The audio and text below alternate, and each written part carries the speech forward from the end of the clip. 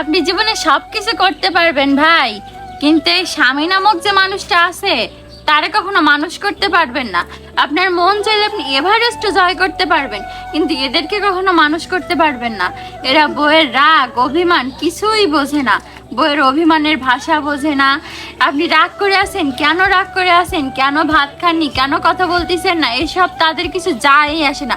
সারা দিন মোবাইলের ভিতরে মুখ বুজে পড়ে থাকে, সারা দিন মোবাইলটার ভিতরে পড়ে থাকে। আমরা যে সারা দিন সংসারে এত কষ্ট করি, এত কাজ করি, আমাদের সাথে একটু সময় দেবে, আমাদের মনের কথাগুলো শুনবেন না।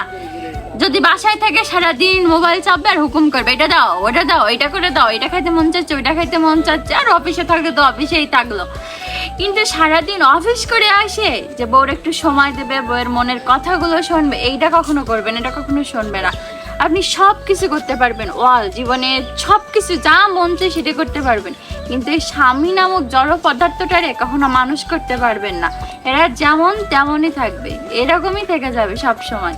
আপনি পরিবর্তন করতে পারবেন না, এদের যতই বলুন না কেন, এরা পরিবর্তন হওয়ার মানুষই না, কেমনি পরিবর্তন করবেন?